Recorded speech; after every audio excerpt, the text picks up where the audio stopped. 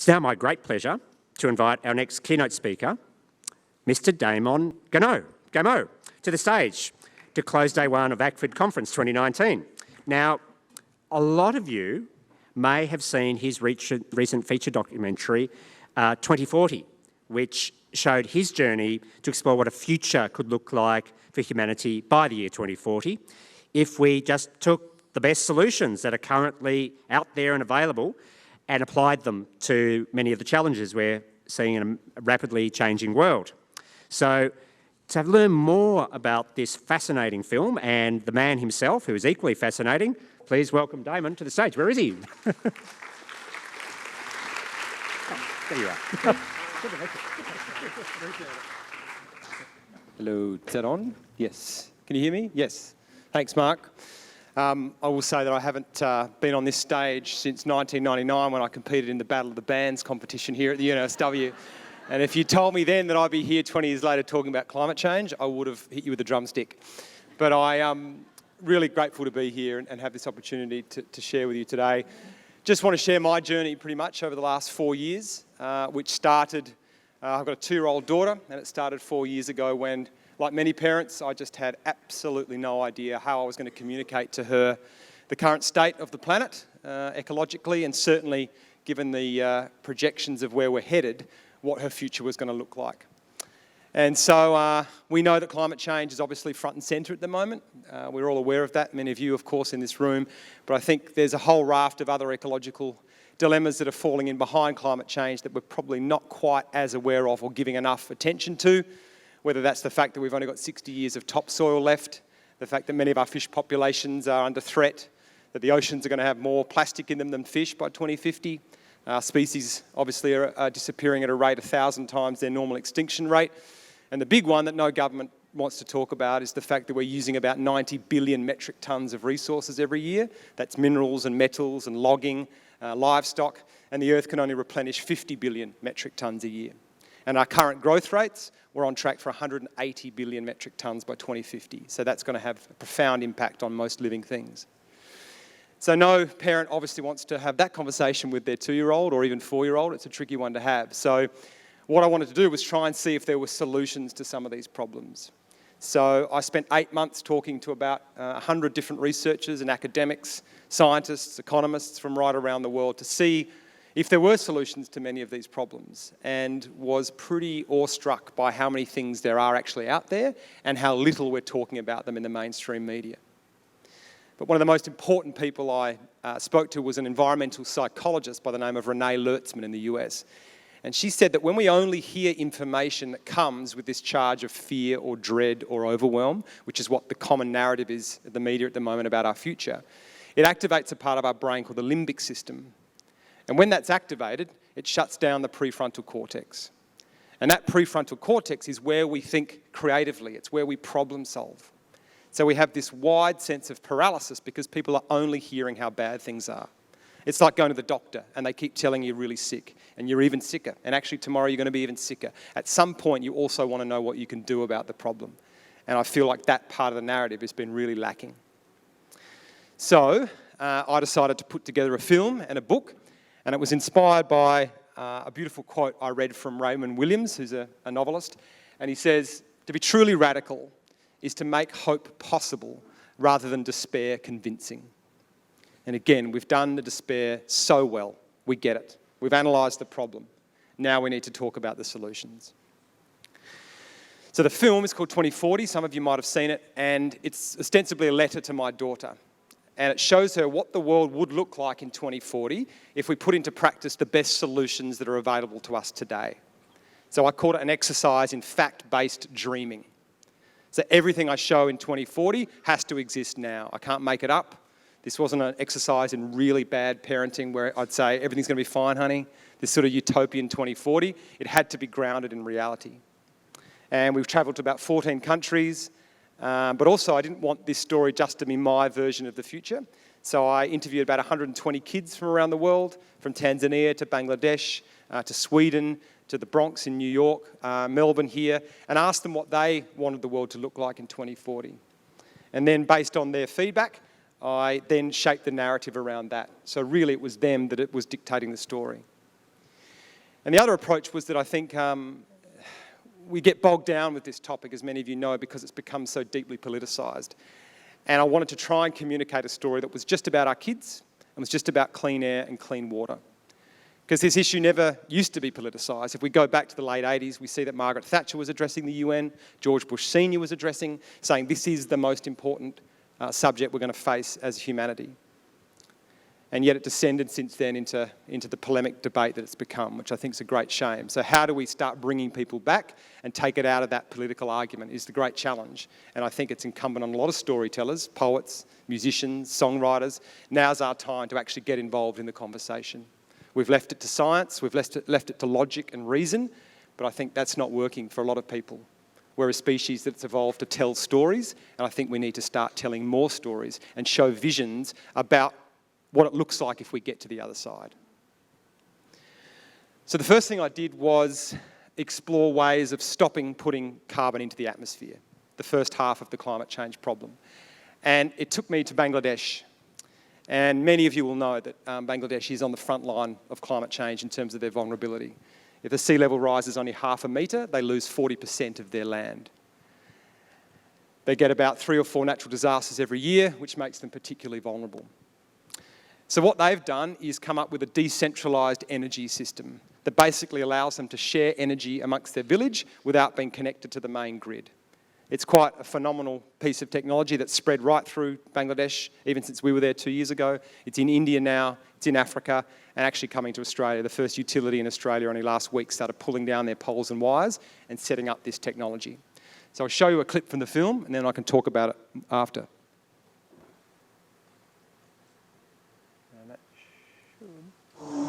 The setup is quite simple. Any home that has solar panels and a battery can buy this special box, which connects them to another house with the same setup. The box allows the buying or selling of energy between the homes. But it gets better. There is still a segment of the population that still can't afford to buy a solar home system. So instead of doing that, if they can just buy a small soul box, they can just buy energy when they need it. You fill up your soul box with money. As you keep using energy, it deducts money.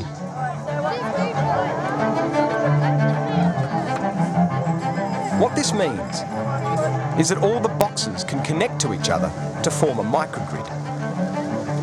It's like a water tank of community energy that people can give to or take from.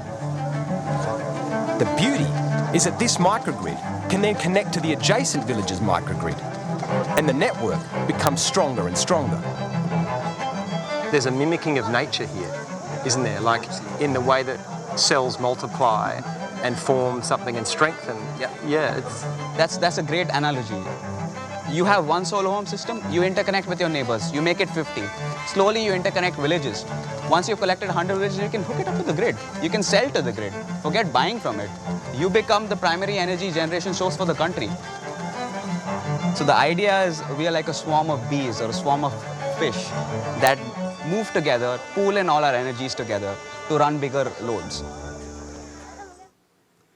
So the two really great things about that is obviously the resilience element. So even if you're connected to the main grid in Bangladesh, it shuts down between 8 o'clock and 11 every night.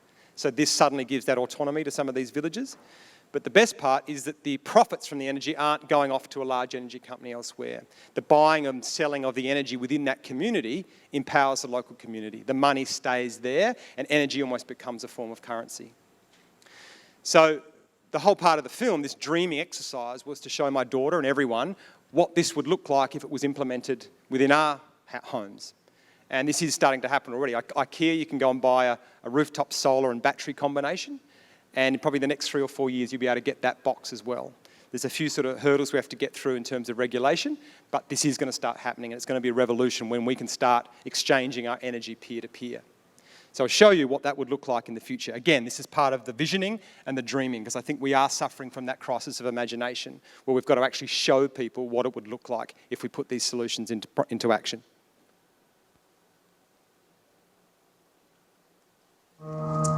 Crystal, bring up energy? Certainly. What would you like me to do? Imagine if your house in 2040 is part of a microgrid that helps power the economy throughout your city.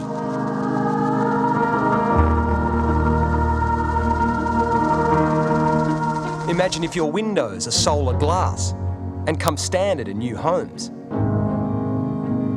And your solar battery is cheap and recyclable. This could allow you to donate your excess energy. I'm going away for 4 days. Would you like to share or sell? Share. Hurricane relief? Done. You're a legend. Thanks. Humans are awesome. Okay. That choice was good for your soul. All right. Every home is going to have a battery that's going to store as much electricity as you possibly can store. And all the governments in the world cannot push back against that, because folks are going to go buy it at the store, at IKEA, at Walmart, at the supermarket. And it's going to be very cheap. It's so cheap that you're not even going to notice. So I spent a lot of other, the rest of the film I'm really looking at different ways that we can stop polluting and putting things up. And we look at transport in particular and how 20% of emissions in the US come from road vehicles. But I think the other half of the climate change story that a lot of people aren't aware of is that even if we did that tomorrow and we actually switched to complete 100% renewable, we all had electric cars, we'd still be locked into decades of warming because of the carbon that we've already put into the atmosphere. So that story about drawing down or sequestering or taking that carbon out of the atmosphere, I think is missing for a lot of people. So we really tried to look at the solutions in this film, the best ones, again, that had cascading benefits. So there was no silver bullets, there was no simple, any solution we showed had to benefit people, the planet, communities, and have a raft of cascading benefits. So the one that I think is very exciting is regenerative agriculture, which most of you would have heard of. And we know that the agricultural industry at the moment is very deleterious to the planet, whether it's the constant ploughing and tilling of soil, which is putting carbon into the atmosphere, the incredible amount of chemicals we're using, which is washing off and going into waterways, food waste, we waste 30% of food globally. And again, if it was a country, it would be the third biggest emitter of greenhouse gases. And then the way we use our livestock, the current practices are just destroying the planet. So it presents us with a wonderful opportunity to actually make agriculture a huge part of the solution. So that was a big part of the film, and I'll show you a clip now and then talk to you more about it. Coal helps farmers around the world use plants to pull carbon from the atmosphere and put it into their soils. Because our constant ploughing of the soil has released billions of tonnes of the stuff. Over the last 10,000 years of agriculture, the degradation of soils has been one of the leading causes of climate change. It's actually, as of right now, a larger cause of climate change than burning fossil fuels. I asked Cole to strike a farming calendar pose to explain how he brings the carbon back home. Plants use carbon dioxide and energy from the sun to create simple sugars. The plant uses some of these sugars to grow. The rest is pumped into the soil through the roots. These sugars feed soil microbes, which interact with the plant, and the carbon dioxide taken from the atmosphere is sequestered into the soil as carbon. So the interesting part here is when you start talking about agriculture, that often what comes up is the role of animals and livestock in particular. And really, a lot of nuance has been lost in this space. I think most people, if you ask them how to help with climate change, they'd say, well, I need to become vegetarian or vegan and cut out meat entirely. But what's starting to emerge with these regenerative practices is that's the way that the livestock is actually used. And at the moment, yes, there's no doubt about it, the impact of livestock is really bad. But a lot of farmers are now switching their practices and using really ancient methods of rotating their cattle in a certain way that's actually sequestering and pulling down huge amounts of carbon from the atmosphere. And I think this picture probably sums it up better than anything else. This is done, there's a study at the moment from the University of Alberta in Canada, and it's being conducted as we speak. And these are from adjacent paddocks, and they're the same soil. And this soil here on the right is just traditional grazing methods. So the cows are just left in one paddock, and they do their grazing, and they're not moved or shifted. Whereas this paddock on the left, the cows are able to eat the grass, they leave their dung and their urine, and then they're deliberately moved off that paddock. The grass grows back very quickly, sequestering more carbon out of the atmosphere into the soil, and then the livestock are brought back onto that same patch and the cycle is repeated. So this happened over a 10-year period, and you can see the difference in the amount of organic matter and carbon that's gone back into that soil. Now, that's not to say we don't need to reduce our meat consumption, there's no doubt about it, but for those people that still want to eat meat or have to eat meat in certain regions, this is a really important practice. Because for every 1% of carbon that we add to 30 centimetres of soil, it increases the water holding capacity by 155,000 litres of water on every hectare. So it's a sort of inbuilt irrigation system that the soil does for us, which particularly in this country is obviously very important, and for all other regions around the world that are going to be exposed to more droughts. And the other element, of course, is the level of microbes and life in that soil, which gets passed on to the foods. And there's really interesting studies now showing that if you compare the foods from 60 years ago in the soils that were healthier then, a lot of the foods are down 20 to 40% in their nutrients. And one study showed that you'd have to eat 8 oranges today to get the same level of vitamin A that 1 orange had 60 years ago. And that's because of the health of our soil, which we've been destroying with the tilling and also the chemical use. So in terms of another sequestering story, the one that really got me excited is the Seaweed Solution. And this is, we've been working with Tim Flannery, and Tim's obviously been doing a lot of work on seaweed, and he's been working with Richard Branson for the last 15 years, doing a carbon prize, looking at the best and most upscalable solution to pulling that carbon out of the atmosphere. And they've come to the conclusion that seaweed is the answer. So the problem is with our oceans that they're absorbing about 93% of the excess warming, which most of you will know, and it is wiping out a lot of our seaweed species. So in Tasmania, for example, we've lost 95% of the kelp there because of the warming oceans, and the same along the coast of Western Australia. And this obviously affects where the habitat for fish and the fishing industries. So a scientist out of Massachusetts, Brian Van Herzen, has come up with these seaweed platforms that actually bring the cooler, nutrient-rich waters from the deeper ocean and upcycle them through just using the pump of the waves to cycle the cooler waters up to the upper layer. And the seaweed then grows on these platforms that sit just underneath the surface. Now, the amazing thing about seaweed is that it's the fastest growing organism on the planet. So it grows 0.5 metre a day and up to 50 metres long. So it's just pulling that carbon out of the atmosphere at a turbocharged rate.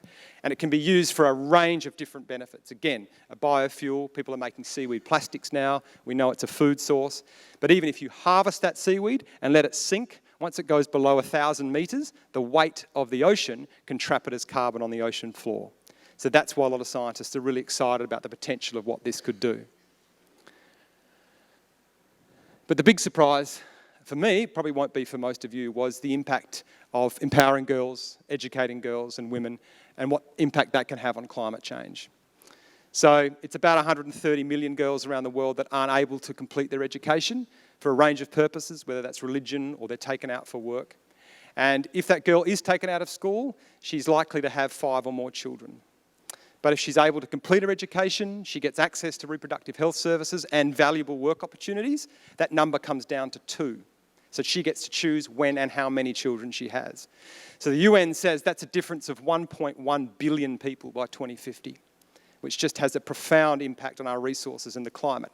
So empowering girls, great, we should do it regardless. But again, we get this lovely bonus in regards to our environment, which I think is an important story that not many people know about.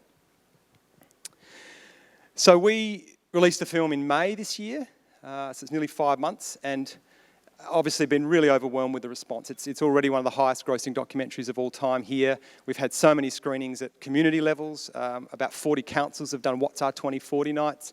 We've had all the banks and financial institutions do screenings. We've had a parliamentary screening.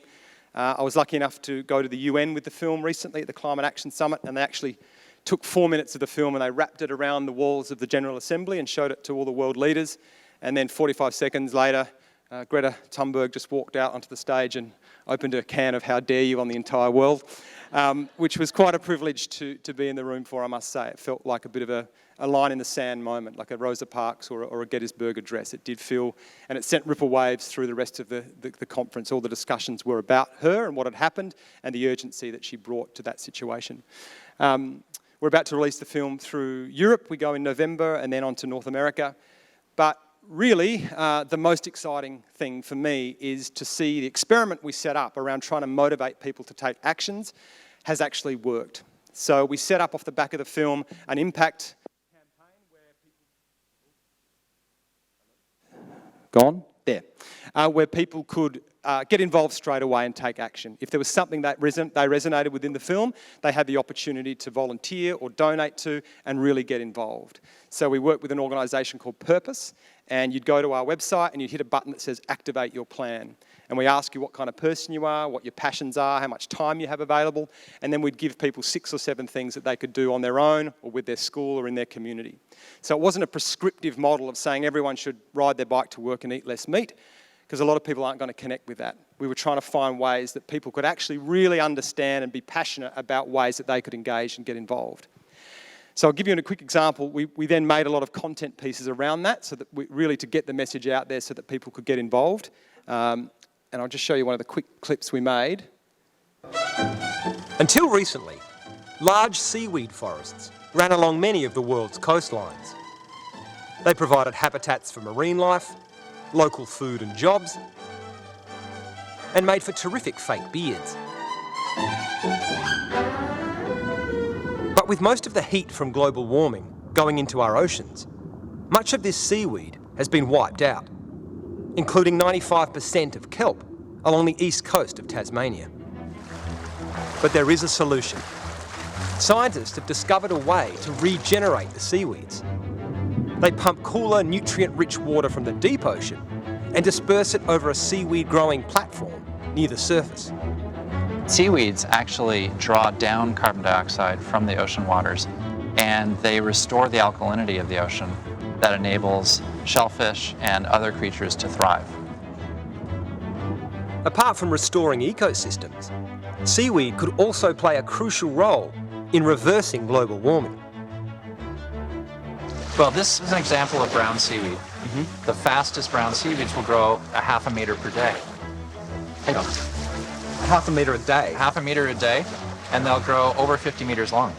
Is that one of the fastest growing plants in the world? It is the fastest growing tree on the planet. Wow, okay. So that's why the understanding that it's going to be pulling carbon out of the atmosphere very quickly, Yes. because it grows so fast. Thousands of tons of carbon per square kilometer per year.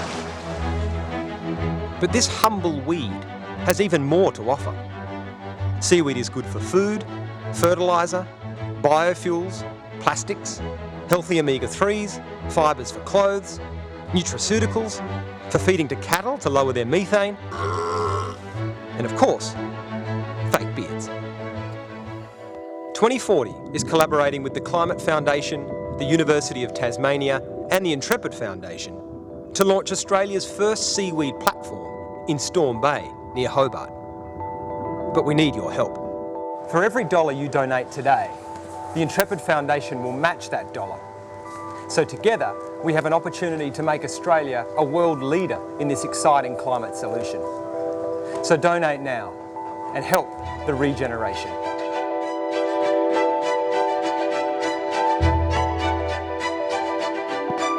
So I'm proud to say that in just 2 months, we reached our crowdfunding goal for that of $500,000, and we're now in the phase 2 of building the next one. So that's going to be launched in Storm Bay in Tasmania early next year.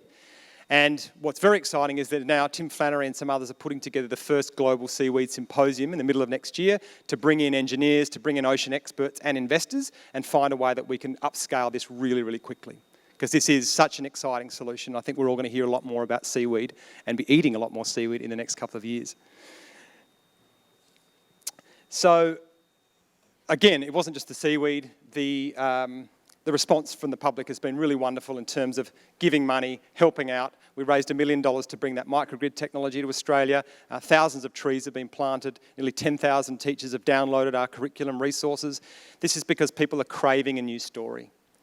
And they're so sick of just only hearing what's wrong. And even the children we're speaking to, they said all our class is at the moment is saying, if we don't change this, this will be gone in 50 years. And they want to know what the solutions are. They want to hear about what their careers are going to be in the future. So I think story, obviously, I'm biased, but plays a really crucial role. Because story is how we've evolved. Story is how we pass on meaning. It's what our metaphors are. And if you go back pre-scientific revolution, there was a very different story that different cultures had about their planet and how they related to it. We know the Aboriginals referred to themselves as custodians of the land, or the Egyptians or Native American Indians referred to Mother Earth and Father Sky. The Chinese called themselves reverent guests of the land. And there's a great story actually about an Admiral Zhang who sailed the world with 27,000 men on 300 ships, 50 years before Columbus did, but didn't do any conquering. They just exchanged gifts, animals, explored the wonders of the world, because their story of how they relate to the planet was very different.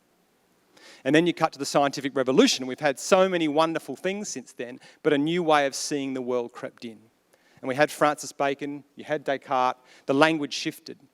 Bacon used to say, we need to hound nature in her wanderings. We must tame her, put her in constraints, enter and penetrate her every hole. That was his language.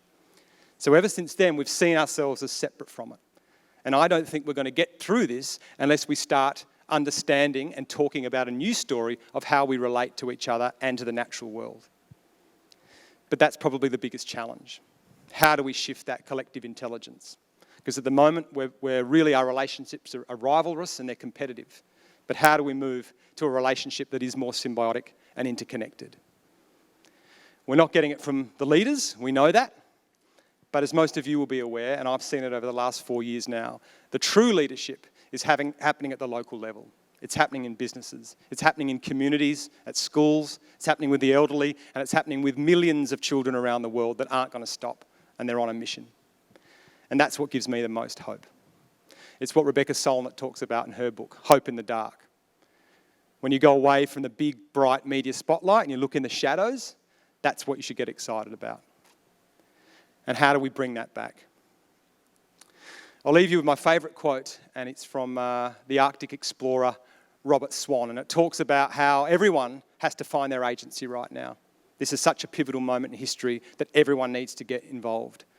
He said that the greatest threat to the planet is the belief that someone else will save it. The Earth is hiring. Cheers.